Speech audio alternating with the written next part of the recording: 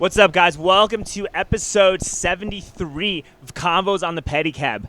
I'm here with the president of the Austin Police Association, Kenneth Casaday. This has been a wild year, not only in terms of the obvious civil liberties that have been violated as a result of the pandemic, the fact that we're in a health emergency, but also this has been one of the hardest years for police officers. And it's also been kind of a shift in terms of how I feel cops do their jobs. And it's also presented a tremendous shift about how we look at law enforcement. So I'm really happy to talk to you. There's a lot of pivotal stuff going on. We're in the process of getting a new chief. We're trying to restore some of our funding. And I think it's really important to actually have somebody who's an insider like yourself to come on to talk about what that funding should go towards and what we expect from our police officers to not only keep us safe, but protect our liberties going forward. So I'm really happy that you're here. Sure. Thank you for having me on, Yeah. Alex. I'm happy to be here and talk about any of the issues that are important to your viewers and to our citizens. So, again, thanks for having me on. Yeah, absolutely. So I saw I was around, I saw the protest, right? I saw the protest, and I want you to talk and be as open as possible. And there's no filter, there's no you don't have to mince your words. I want you to be as real and as genuine and as honest as possible, right? I will. I'm about the only one in the department that's allowed to do that. That's allowed. I don't know. Justin was pretty cool. Justin was pretty straightforward. Justin's pretty straightforward. It's just Hey, talking to the mic. Yep. It's he just has a little bit more liability when he does it. And so I'm just giving more freedom. No, I understand. Yes. I saw the protests. And a lot of these leftist revolutionaries were calling for defund the police, this and that. But a couple of things, right? So before that, a lot of those same people, not all of them, but a good amount of those same people, like the usual cast of characters in Austin politics, were also calling for the police to arrest people for not social distancing and following the stay-at-home orders. Yes. And I just found it a little bit odd that those same people were now calling for the police to be defunded. It was really something that I didn't understand or I really couldn't wrap my head around it. And it also kind of made me realize that, a lot of people will say, hey, the police, you're the agents of the state. You enforce whatever the bureaucratic corporate establishment tells you to enforce, that's your job is to enforce the law. But what people also don't understand is that in order to actually successfully revolt and break away from an unjust system, it's almost impossible to do that without the support of law enforcement. Absolutely. Our motto downtown and our riot response team, their motto is protect the first, and to make sure that everyone has a right to express themselves and to do it in a peaceful way. But I can tell you that this year was a huge challenge. It challenged our officers like never before. We're out in the crowds once the first line of anger was passed after a few weeks. And we actually got out and talked to people. And, it turned quickly from George Floyd into lack of education, lack of job opportunity, a lack of several other things that has nothing to do with the police. And we probably were not the best ones to have out there having that conversation, but we tried to do the best we can do. And unfortunately, I think a lot of those individuals protesting were misled by different organizations. I kind of agree with you, because I think that when you talk to the people that were protesting, 99% of those people were regular good people like you and me. Sure. Who just wanted better police officers. We want fairer laws. Mm-hmm. We don't want to have racism or racial discrimination. I think that pretty much everybody and their grandmother wants to have a more tolerant and more inclusive society, left, right, whatever the case may be. Sure. But when you have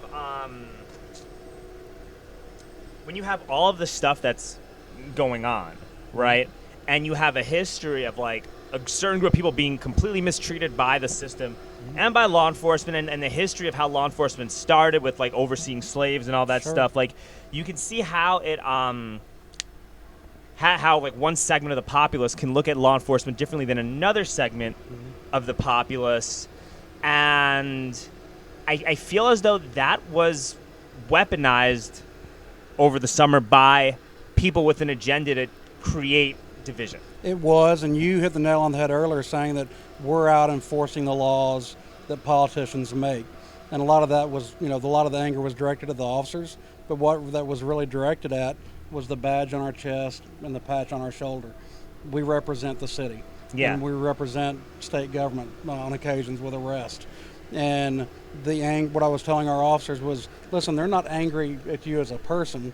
They're angry at that badge and patch on your shoulder because you represent City Hall and you represent state law and federal law, which some people perceive as overbearing to the community. And, that was as much directed at the lawmakers as it was the police officers, but you just didn't see it. And I invited the council to be out and come out and stand with us and talk to the community members. But instead they didn't. They just stood and kneeled in opposition to you. Yep. And then they took your funding away, and they didn't do anything with the funding that they took away from you guys, right? Like, so I think that, and I said this when I ran for city council, I said that, my main issue with how they defunded APD, with defunding APD was how they defunded it, what programs they took away, but most importantly, what they put the money towards. Like, if they had taken that money and for 1 year said, hey, we're going to give this money to our small businesses, to our bars, and to our restaurants so that they can stay closed without posing a threat to our community or their bottom line or their profit margin, I think you would have gotten a lot more support from the community, and you would have probably even gotten more support from law enforcement because they would have understood that everybody has to make a sacrifice, and when they say, hey, we're in this together, they're actually putting their money where their mouth is. Absolutely. We've had money taken out of our budget before or not given a pay raise because we needed to provide for others or a tax break for citizens. We have a history of that, of giving up pay raises. But we have to constantly remind this new council that we've done that in the past because they have very short memories. And that's my job to make sure that. Do you have an instance when that happened? Sure. I believe in 2014, the budget was tight, and they asked us to give up a pay raise. I believe it was 2%, and we gave that up. We had to vote on it, and we gave that percentage pay raise up. And what did that money go towards? To the budget, to making sure that we had enough and that we weren't over the budget. But it was right. I think it was a downturn in the economy and some other things happening that. But they were short on money and did not want to give us that. And did that money actually go to good use, or did it kind of just wind up being unaccounted for? To be honest with you, I wasn't president back then, so I don't know what they used it for. But the city has a tendency to not spend the money where it needs to be spent, like passing a bond package for our northeast and northwest substations. It's been passed, but they use that money for other things. Yeah, and this is why if I'm in a department or an agency where the city wants to cut my funding, and I know that the city's track record at how they spend money, it's going to make me want to fight that a lot more versus a fiscally responsible person wanting to cut my funding for something that could benefit everybody. Sure. You know what I mean? Like that's my take, right? Yeah, and I understand that, and our officers, they're humans. People think we're robots.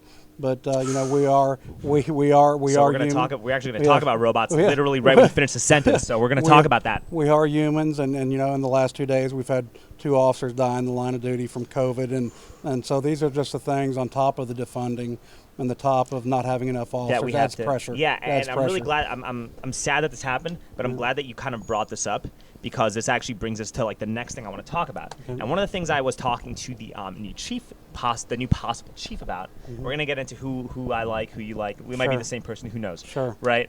I have a feeling it's probably gonna be the same, but we'll see. Yeah. But anyway, one of the things that I am concerned about when it comes to policing is the fact that you say you want robots, but that's only for now. That's right. Right? Like you have in Hawaii and in Boston, you have robot police dogs. And they're being called like pups and Spot and given all these cute names. But at the end of the day, you're digitizing and robotizing the police department. And if people are worried about cops not having humanity, wait till you have robots in the department. Sure. Now I can tell you that in our department we've had robots for about the last 10 years. Really? And the bomb team has that, to where they can use the robot to grab onto explosives and detonate. And also the SWAT team uses a robot that they send into homes it has a phone on it, and they can communicate with the individual that's either barricaded in a home or whatever might happen. So, I'm an open book, and I can tell by the look on your face I surprised you. But yes, we've had robots in the city of Austin for about the last 10 years. I think that robots can have their use for it, but you're the union president. Yes. You have a very big role in terms of how our policing budget gets spent. Yes. And one of the things that I really do not want to see an increase in spending on is the use of robots and smart technology for your police department. Like, that's something I will be in full opposition towards. Sure, and I can tell you that I'm sure you feel the same about drones. Yes. We do use a drone for going up and measuring traffic fatality scenes. Yeah. But that's not used for other things other than that, from what I understand. Okay. But we've had the same robot for the last probably 10 years that the SWAT team and bomb squad But use. but I really think that you as a union head, this is something that you got to fight to limit the influence of that, because the more and more they go towards robotics and cameras and drones, the more you put your officers in danger of not being able to actually serve the community. Yep, I would agree with that to a point.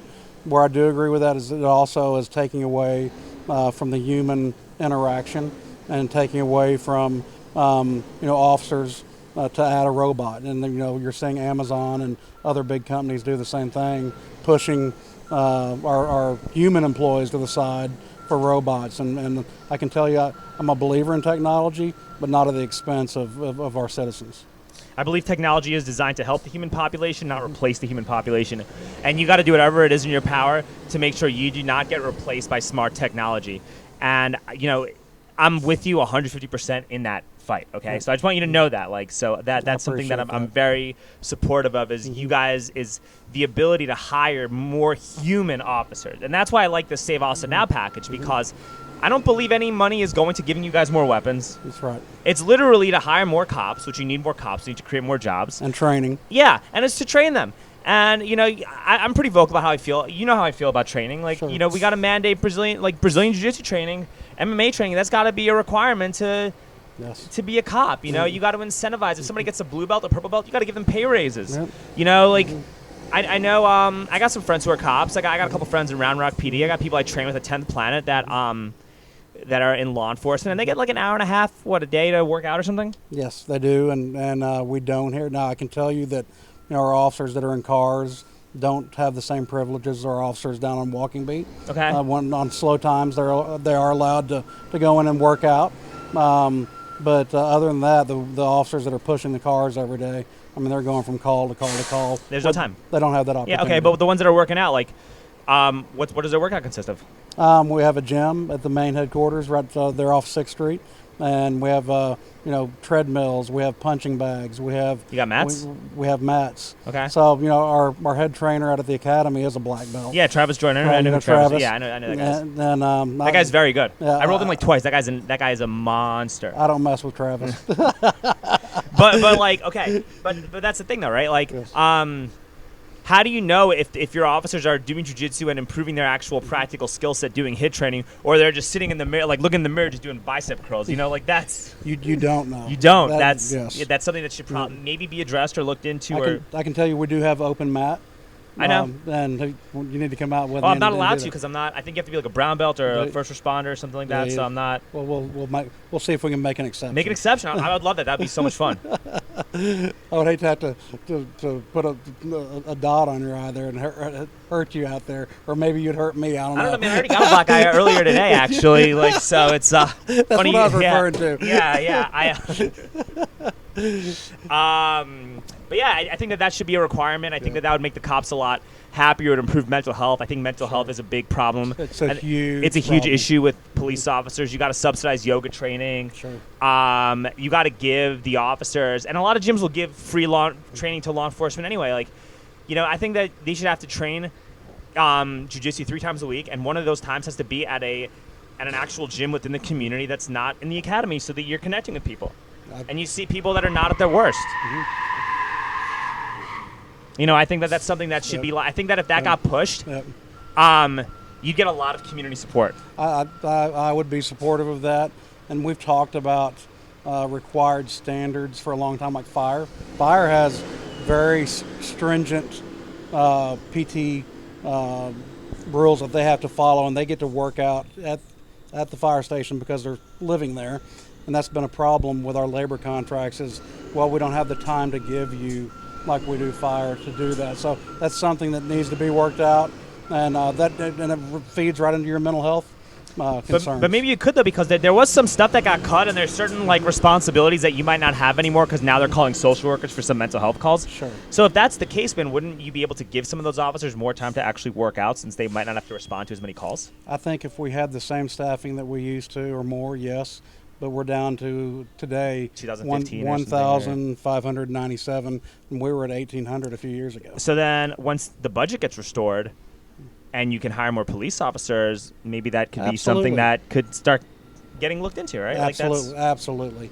And we talked about it over this last contract that we had, but as you remember, that was voted down, and we had to do a watered-down version of a labor contract. So these are all issues that are coming up for discussion here in the next 12 months. That's good. That's extremely good. So a couple of your officers, they died from COVID. Yes. We had one, Officer Boyd, that passed away yesterday morning. I'm really sorry about that, by the way. It's heartbreaking. I have my opinions on COVID. We're going to talk about that. But Sure. I am really sorry that the people that this happened to them. Sure. I am. That's heartbreaking. I'm really sorry about that. I hope they're taken care of. I hope their families are going to be taken care of. They will be. And then we had a senior sergeant that passed away today, about 2 hours ago, and it's it's just heartbreaking. And we have 2 others on the ventilators right now, so we're hoping that this is it. And let me ask you a question. Because you know how I feel about vaccines. Yes. Okay. Yeah. You know how I feel about masks, even though Yes. I'm wearing one right now, Ken. Yeah. But one of the things that I do feel very strongly about is, mental health and physical health. And I think that the stronger you are physically, the better you take care of your body, and the better your immune system is, the less likely some tragedy like this is going to happen. Yes. And we have a lot of farmers markets. We have a lot of sustainable food places. You have JBG Organics, where every couple weeks you can get CSA boxes delivered. Mm-hmm. Have you ever thought that maybe when you guys get some more money into the department, will you use that money to literally give to a sustainable farm in Austin to actually give our officers the nutrition that they deserve to be at their best? That is, something I've never thought about. I thought you were going into the community, but you're talking about our officers. Yes. Because what happened is horrible, man. Like, I don't think that people should be dying from this virus, right? Sure. But most importantly, like, I don't think that people should be having the physical conditions and comorbidities that cause this to happen. Sure. Especially if you're in law enforcement and you're supposed to be protecting and serving the community. Mm-hmm. One of the I think that's something that everyone would definitely get behind, left, right, center, no matter where you are in the political aisle. Sure. Use that money. Give that money to JBG Organics and buy CSA boxes from this sustainable farm to help your officers, help the community, keep people safe. Yes. I can tell you that a lot of our officers at the East Side shop over at a lot of the farms over on the East Side. Okay. But again, we've talked about personal choice. And, I'll go buy I love fresh okra and fresh tomatoes, and I'll go over there and do that. But again, that's my choice. I went fishing in Llano yesterday. I caught a couple catfish. So did you? Yeah. Okay, all right. Yeah. Yep. Hey, fresh water. Yeah. But no, to me, I'm somewhere between. I describe myself somewhere between a Democrat and a Libertarian because I really do believe in personal choice, and I believe in taking care of yourself and being responsible for yourself and not depending on the government to do that for we're you. on the same boat. I fully believe that. Yeah. Yeah, because and there's things of every party that I agree. So really, I'm a mixed bag, and I've always voted a mixed ticket, and that's just that's the way I was raised, is to make choices on don't follow a party, but follow a person. Who's the best person. Follow a person. Yes. Although after 2020, it's been very difficult to even to vote for any Democrat based on what's been happening via 2020. Because I was in the same boat as you, but I don't. The Democratic Party needs a full-blown makeover for me to want to even consider voting for these people after what happened. I have lots of friends here in Austin that are Democrats, As a union, we supported Democrats for years. Yeah. But as you saw, that they took their option and they turned their back on us about a year ago when they sat out there and said, we'll never be associated with police associations, and we're giving all of our money that you ever gave to us to these different organizations. That was the ultimate betrayal, in my opinion, to support some group or some individual for years, and then to have them turn your back on you and our association and our officers that get out there and work their asses off every day. That was the biggest insult that I have ever received in this police department, and I'll tell you, it'll never be forgotten. I believe it. I believe in the problem too with these the way our council and officials talk about you guys or treat you guys. Yes. Is that nothing that they're really doing is actually going to lead to any meaningful police reform. None of it, because it's either A, going to get overturned by the state completely, B, create a crime wave, which is kind of happening, which will cause a reaction of over-policing in the future. Sure. You If you know travel, what I mean? I So, know like, what you mean, but if you travel to other big cities in the state of Texas, we by far have, even before they said our academy was racist and horrible and needed to be redone, we had the best academy in the state. We have highly educated women and men that work out there, and again, people turn their back on them, and there were some changes that could be made, but to paint them as these horrible racists teaching racist practices is the most disingenuous comments I've ever heard. No, and you have more minority police officers than white people now anyway in Austin, I believe, or it's pretty close, right? We're doing a lot better on our minority recruitment, especially with Hispanics. We're also we're above the percentage of populations at almost every race. But you look at other organizations that are also public safety that are really dragging way behind us, but that doesn't get any attention. Yeah. Listen, I like you guys, okay? You guys have been great to me. I've been a Pedicab driver for a long time. You guys have been awesome towards us, and you've been even extra awesome towards us as a result of throughout this pandemic. So I have nothing but love and respect for you guys, especially how you've been with us this past year. I think my attitude towards law enforcement has kind of changed to apathy and dislike, not disgust, but dislike and apathy towards respect and involvement, if that makes sense. And I think that the big reason for my change has been the fact that you guys didn't enforce any of this unconstitutional mask wearing, stay-at-home bullshit that the city was throwing out. So I think that you guys not doing that is something I really appreciate. I think I mentioned that to you when I talked at the police chief thing. So I was like, I really appreciate that. I want to say that again, say on air, that this whole thing has changed how I look at law enforcement. And I think that a lot of people, not only do they change the way they voted because of the pandemic, but I think a lot more people on the right became a lot more in tune and focused with police officers actually being accountable for their actions, which I think is a good thing in the long run. Sure.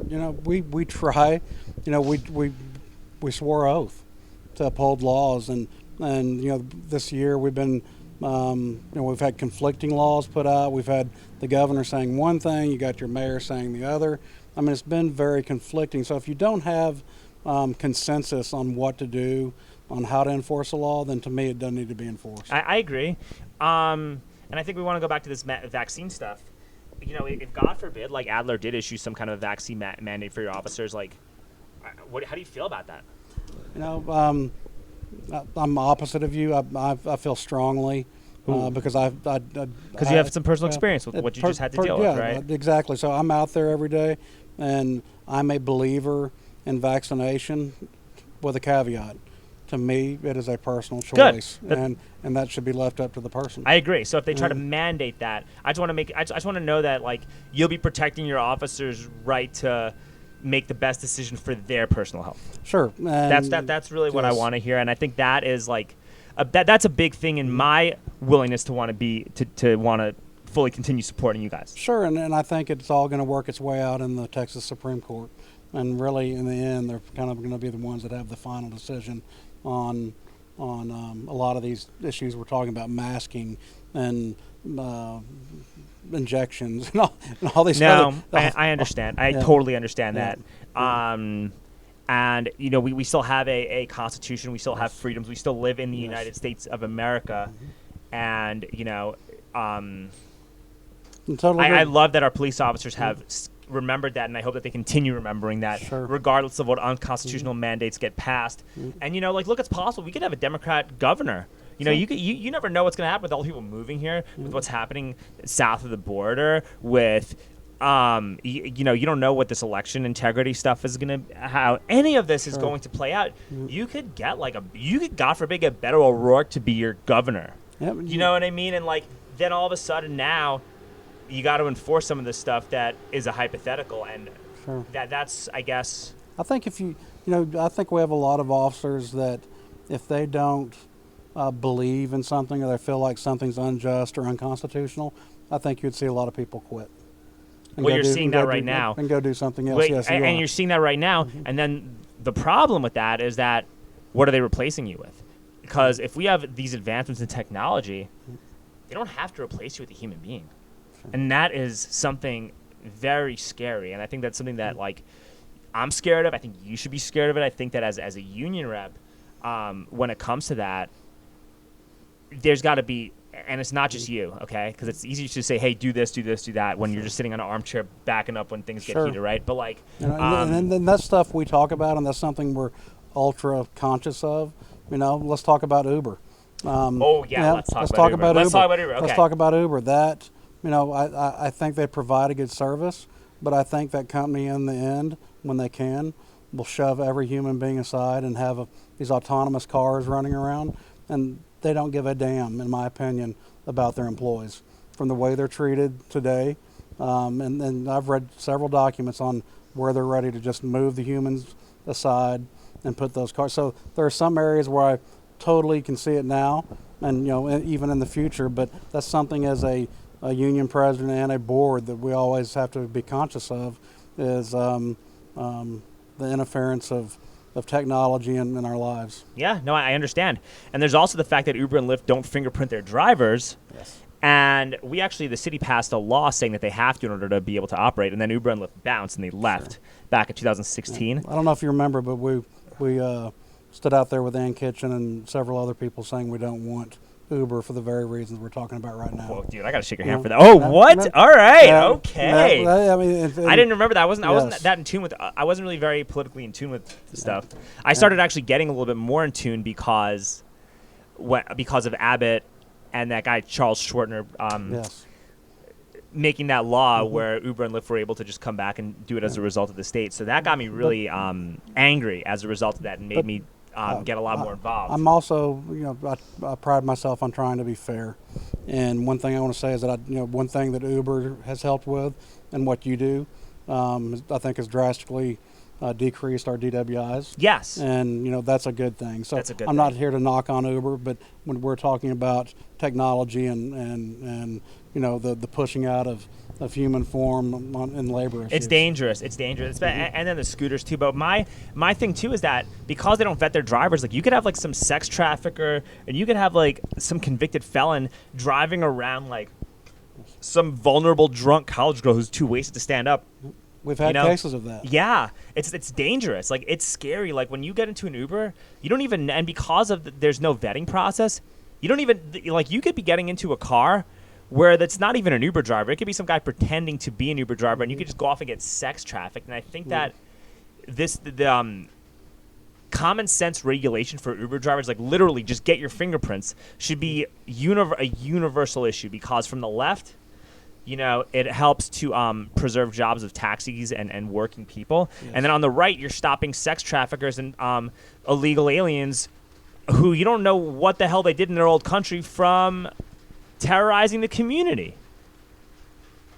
Do you know what I mean? So this is a universal thing on both ends of the spectrum that should be, maybe it should be revisited now that people are a little bit more in tune with things. I do, and we need to constantly be reviewing all these important issues. We do with our union board. We're constantly trying to look at policies and practices. So looks like we're going to need to make some moves here because it's starting to rain. But we're underneath an awning, so we're okay. Charlie, you all right? Why don't you move the table a little bit more?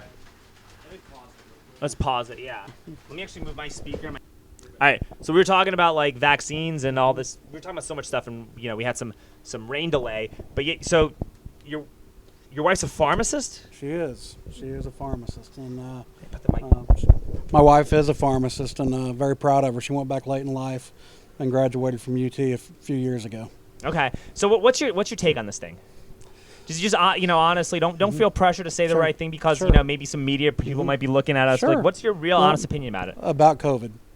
COVID, the vaccine, all that stuff.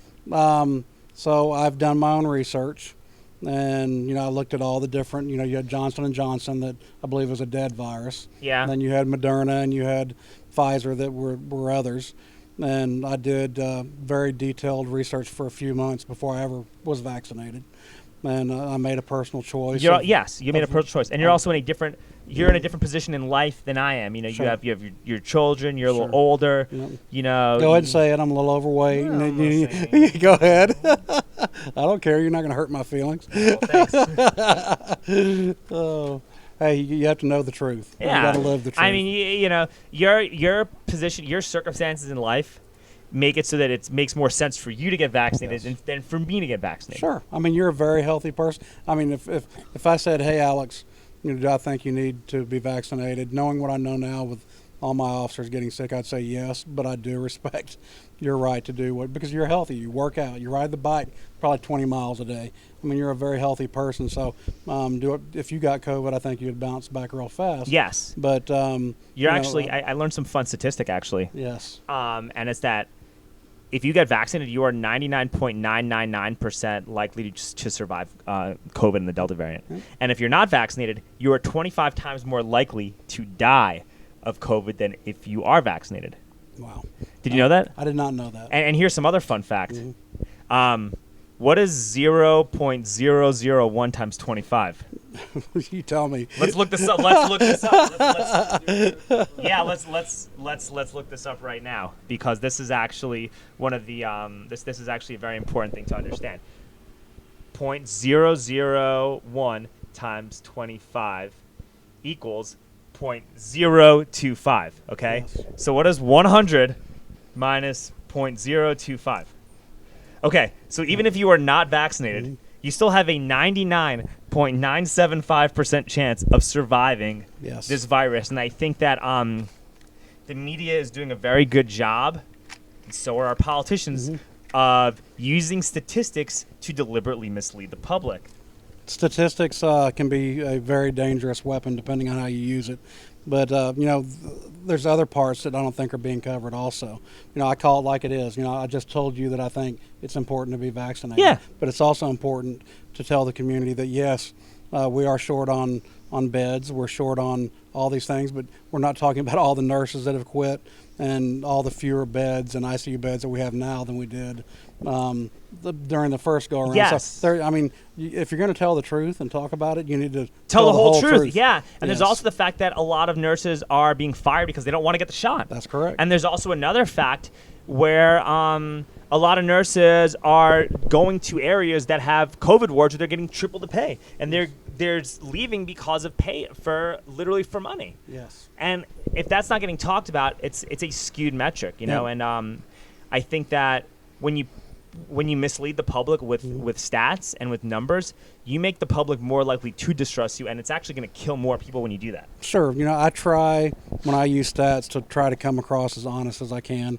But I deal with different organizations in town. I don't always feel that the Austin Justice Coalition and individuals like that use total honesty when they're using statistics. I think they twist the statistics to prove something that they believe in, and that's the wrong way to do it. I try to have there's certain UT professors that I use to look at statistics before I put them out. So I try to put out an honest product. And unfortunately, I think there's lots of people in this city that are misusing statistics right now. I 100% agree with you, and I think that, as a union rep, you got a responsibility to communicate these statistics clearly and effectively, and also to make it so that you're not going to let the media manipulate you in or pressure you into doing something that will harm your officers, like forcing them to get this shot when the full effects of it are not going to be known until 2023. And when you have variants going around and you don't even know how the vaccine is going to affect them, you don't know if once you get that first dose, if you're going to need a booster shot, and once you get another booster shot, how many more you're going to need. You don't know what the effect of multiple booster shots every 6 months is going to have on your immune system long term. You don't know what that's going to do to your brain. You don't know what that's going to do to your DNA. You don't know what that's going to do to a lot of stuff because the data just isn't there yet. And I think that that's, part of looking out for your officers. It means, it's hard. There's pressure. It means withstanding pressure and scrutiny from the media and from activists. And just understand that if you do the right thing, I got your back, man. I'll support you in whatever limited capacity I have. For you doing the right thing. I've taken a beating on Twitter and Facebook in certain areas, because I'll say, listen, I believe in vaccination. I was vaccinated. I think my officers should be vaccinated. Let me finish. But it is, again, a personal choice. And when you hit that personal choice button, then all the haters, here they come and they start challenging you. But not. I mean, you've challenged me on other parts of it, but that's my opinion. That's talking to a doctor. I've worked for Seton for 20 years now. I'm off duty. I've talked to doctors. I've talked to researchers because I've tried to put together the best package and the best recommendation I can for our officers, but that's the best I can do. No, and I understand you're taking people to the hospital left and right. Like you're a first responder too, just like the fire department is. So you talk to doctors, you talk to nurses, you talk to EMTs. Like you got friends who work at these hospitals. They're telling you they're telling you what's going on. So I do trust your opinion. I listen to that.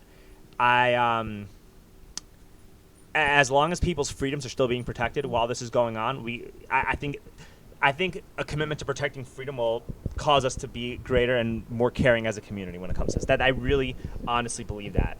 I also feel like you guys, just let's we've talked about vaccines, I think, enough. I think my point has been kind of like made. I think I like where you're at with this for the most part. We may disagree on like personally how we feel about it, but as long as you respect other people's right to make their personal decisions, that's all you can ask for. That's all we can do. Yeah, that's all you can ask for. And one of the things that kind of got me upset was the fact that when they had that shooting, how many officers saved lives? Like how many lives got saved? Like that's there's several officers. One of the saddest conversations I've been a part of this year was talking to the Cantor family. Yeah. The gentleman that was killed down on 6th Street during the mass shooting. And, he blamed a lot of that on the family, blamed a lot of it on the defunding, not having the gang unit set up the way it used to be. These were gang members that were from Killeen that we believe committed this horrendous act. So it is... do you know for a fact that they're gang members, or do you just suspect that they're gang members? I believe they said they were. Okay. So that's the last thing I was told. But am I taking that to the bank? No, but that was the last thing I've been told. So it, listening to the pain, and I know the governor called them to apologize and to try to give them as much solace as they could. But I can tell you that our officers, just from watching the video, I was actually got to take a vacation. I was over in Hawaii watching that. I was in Houston. Hawaii. I was in Houston when that happened. Actually, I was supposed to actually do an episode with Tony Plahetsky, and he had something to do. I guess he canceled last minute. Maybe he didn't want me to talk to him after because I was, I'm a pretty no holds barred person when it comes to having these discussions. And if you're a member of the press, maybe not everyone's comfortable with that. So maybe who knows what happened. But he canceled the interview, right? Or rescheduled. We're still waiting on. I love talking about my guys and officers. Anyway, they were heroes that day. And you'll see a lot of life-saving awards come out of this. You saw them running people to their own police cars to drive them to the hospital because the ambulances couldn't get in. They saved numerous lives that day. And you saw people doing CPR on individuals in the middle of the street, and that was just something that will be imprinted on my mind forever. But I can tell you that Austin EMS and some of the local doctors are doing some fantastic training with our officers on life-saving and using tourniquets and pressure bandages and continually training on this. And it's sad that we have to have that training because, over this past 6 months, Austin's kind of turned into a shooting gallery, and we have numerous officers. Listen, and with the defunding stuff too, man. One of our drivers actually got pistol whipped like last August, right, like in the heat of everything, and he got robbed, and like nobody was able to do anything. And like I think that it's difficult when all this stuff is happening, right, to even catch someone like that. But when you're understaffed and defunded, and then you have a DA. Well, he wasn't the DA. Garza wasn't the DA at that time. But everybody knew what was going to happen. Like everyone knew that guy was going to get elected. So it's like you get someone like that, or the threat of somebody like that, and you don't want to do anything. You really don't want to do anything because you're in a situation where you're emboldening criminals, and you're also in a situation where if you try to diffuse a situation, or if you try to like subdue the criminal, or try to do like arrest the criminal, take him off the street, do anything, they'll either A, just release him right off the bat, or B, if you actually use any kind of like force or do anything slightly wrong, they're going to just come down on you. So you like create a situation where you're disincentivizing police officers to actually do their job, and you're creating a city of super troopers. How do you stand up to this guy? Like, how do you stand up to that? And while also like standing up for the community and making like minority communities feel like they're actually being represented and cared for, and police are accountable. Like, how do you balance that, man? So like, when is this going to be aired? I don't know, a couple days. A couple of days. Well, you'll probably know by then, but I'll ask you to keep this part out until it's announced. But you don't edit nothing gets edited, but okay. We generally speaking have like episodes on Patreon, and I have a couple subscribers on Patreon. And what we also do is we'll do like 3 days of clips, and then we'll release the full episode like 4 or 5 days afterwards. Okay. So I just want this information out there for you, so you feel. I want you to tell me this, but I just want this information so you feel comfortable saying what you're going to say. There will be some horrendous decisions made here in the next few days by this DA's office on the prosecution of police officers, and I think you're going to see a case that's where officers are indicted where they were absolutely trying to protect themselves from someone coming at them with a knife. And are you talking about the Ramos thing, or no? That's a different case. Okay. That's the much different. It's from 2 years ago. Okay. But we've kind of got the whispers of it today, and something that's very concerning. And a lot of people in the justice movement will say, well, APD and Ken Casaday and all these people are dangerous for the people. Well, I can tell you that this district attorney Jose Garza is one of the biggest dangers to our Austin and Travis County society that we live in today. He's not doing his job. One of our commanders that's been over violent crime pointed out this week that they're continually arresting people and putting them in jail for very violent crimes, and then they just let them out. And this is happening 1, 2, 3, 4, 5 times within a month or two. I mean, that it's his job to keep people safe just as much as it is ours. I agree. We're putting, believe me, on misdemeanors, I understand what they're talking about. But we're talking about robberies. Like felonies, yeah. Major I don't felonies. think you should pull people for like smoking weed or something. I think that's stupid. Yeah, that's a waste of resources. Not like I don't think anybody wants to be a cop to do that. I think everyone agrees with that. But yeah, you're right. And then you got the guy, and then Garza. Garza would, if he could, he'd prosecute you to the full extent of the law for going into a store without a mask. He would. So that's it's dangerous. But like, what's your how do you? How do you deal with this obstacle, man? Like, there is only one way, in my opinion, and that is people have to be patient. People like myself and our organization have to apply pressure and point out the fallacies to what he believes in. And then the most important thing is, and I already know there's some good people thinking about running, but really these issues are settled at the ballot box. And I know people don't want to hear that, but no, I agree. Someone needs to step up. I knew this was going to happen. One thing I'll give Garza is he was very honest. He was very honest about what he was going to do. And you knew what you were voting for. You knew what you were voting for, which happened to be right in the middle of the heat of the George Floyd protest. So everybody was very heated. Everybody was feeling like all police officers are evil, and that's what we got. But I will give him this. He was honest, and I've talked to him before. And he'll defend his position, and I don't agree with his position. Just like you and I have disagreed with each other today, but he's our district attorney, and if people want to see him out, then they're going You to have got to to vote him vote. out. At least he's a straight shooter, though. At least you know. Yeah, Like, he's a yeah. straight shooter. You know exactly what you're getting. Absolutely. And that's all. I mean, that's not all I can ask for, but I'm appreciative that he was open and honest about what he wanted to do, even though I didn't agree with it. Yeah, I guess you got to give respect for that in a capacity. How do you feel about this new police chief, or who do you like? Boy, tough question. Who do you like? Okay. I can tell you that the one person, Don't be shy, Ken. the one person that, because we've interviewed all three, and right. I've known Chief Chacon. I love. Yeah. Don't get me. And I want to preface it with this. I love Chief Chacon. I've worked with him on the union board. Okay. I've worked with him in criminal cases. I've known him for a long time, but if this department is as bad as everyone says, and we're doing all this reimagination, he and our chief of staff were in charge during all these issues, and neither one of them has been able to provide a true direction of the way they want to go, and I feel like it's because they're waiting to fill this chief position spot. But the one person that's interviewed with our board, we've interviewed Avery Moore, we've interviewed Amada Tingarides. So who do you like? I can tell you that Amada Tingarides provided a 3-hour preview of what she wanted to do, how she did it, and Watts. She was her life story. She was born to a 14-year-old woman, and she was raised in foster care in Watts. And she went back later in life to be a police officer to fix the issues that she saw growing up. And she has done that. She has decreased crime.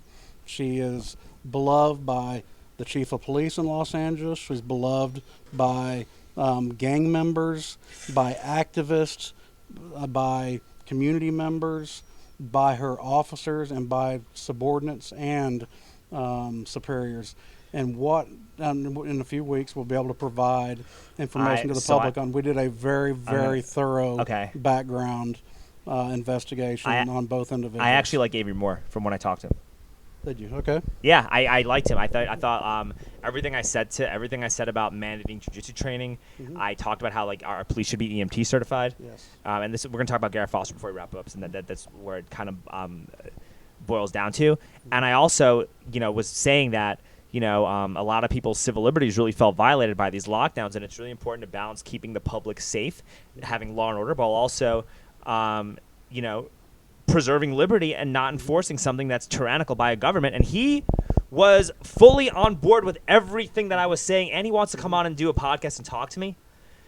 Whereas Tingarides, I don't know. Like, she has a good story. Mm-hmm. She's well-spoken. She's very nice. Yeah. She's so nice. She's such a nice lady. But it's like, would she I have doubts about whether or not she would really preserve our liberties if given an order to do the opposite. I have some doubts based on talking to her. I feel like she says a lot of rosy, woke platitudes, and that doesn't seem like it adds up coming from a police chief. How about Chief Chacon? I don't know enough about Chief Chacon. I think that he's just the middle. He's the guy in the middle. But I tell you, I from talking to Amada, maybe I want to talk to her more, right? Because maybe this is wrong, and I make everybody. Not everybody always makes the best call on a first impression. Sure. But for my 5-minute first impression, if I had to order, I'd probably do more Chacon and Amada. Is how I would order it. Mm-hmm. But I liked Moore a lot. I thought he was cool, and I thought that. I think it's also from I hate identity politics, but I think being a black male is probably a good thing to have as a chief of police, considering black males are the most likely to get screwed by the criminal justice system. Mm-hmm. And I think it's that is I think a big important step towards maybe community outreach or being able to balance the needs of the community while also preserving officers. He just seems like a guy that would have his officers back. I got a good vibe from him. Sure.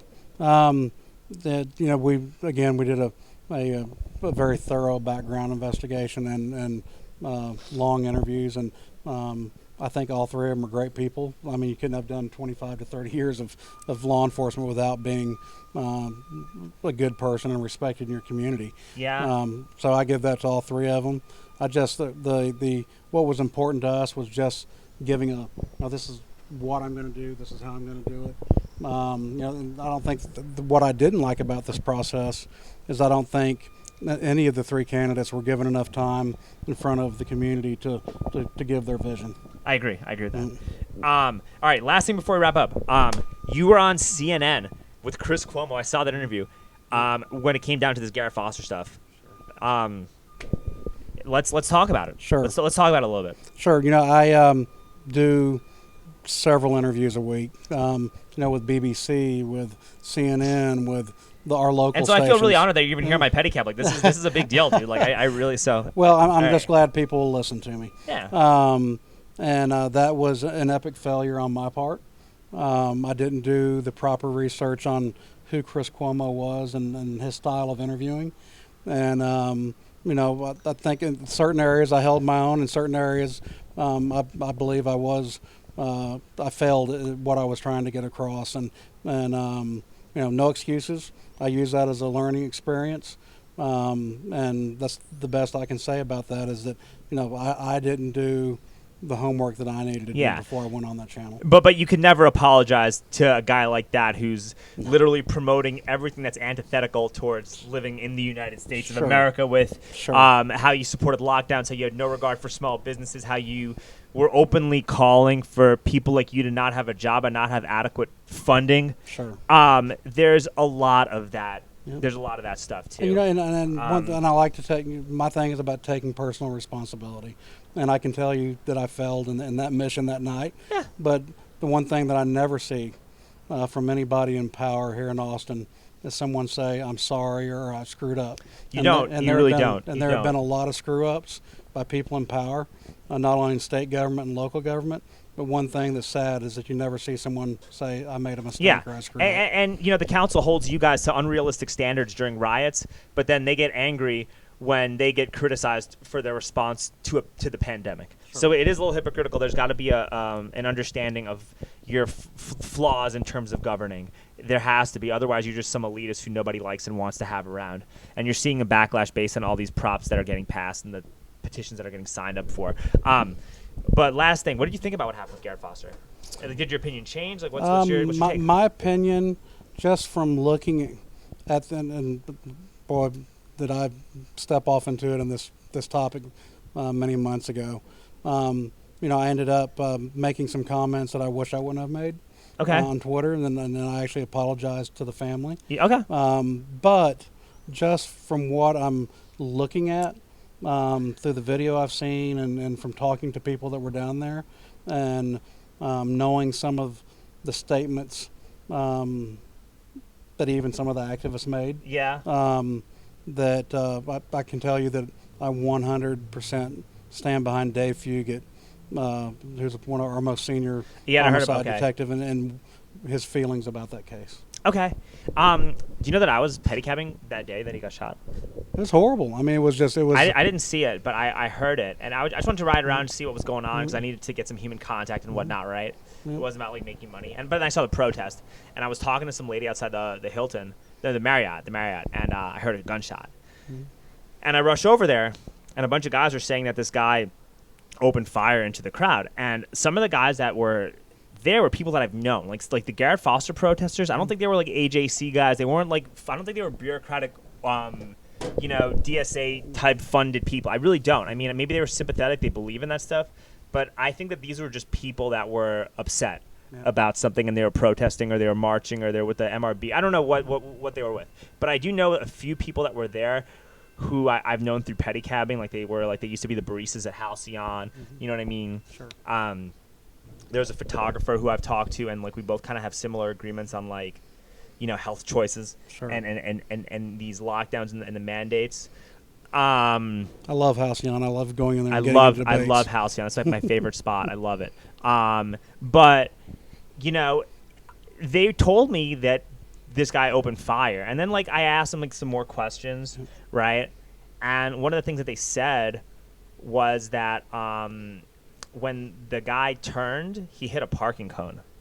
And so they thought that he hit somebody because there's like, look, man, there's a lot of damage that occurred from protests, from BLM, from all that stuff, right? And then there's a lot of anger that, people felt as a result of that. But I think that like sometimes that could culminate into something kind of crazy, right? Like this guy maybe hit a cone. and he was trying to get somewhere. He was driving for Uber, and they thought he may have hit somebody, so they swarmed the car. It wasn't just Garrett Foster.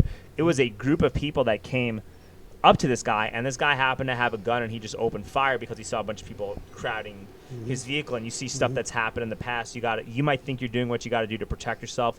You might also just be really angry at these types of people because of what you've been seeing on the news. Everything's locked down. You're on Facebook, you're on Twitter constantly. Sure. And you're like, man, you ever feel like you don't want to start a fight with someone, but you want to put yourself in a situation where you could finish a fight? Yeah, exactly. That could have been a situation too.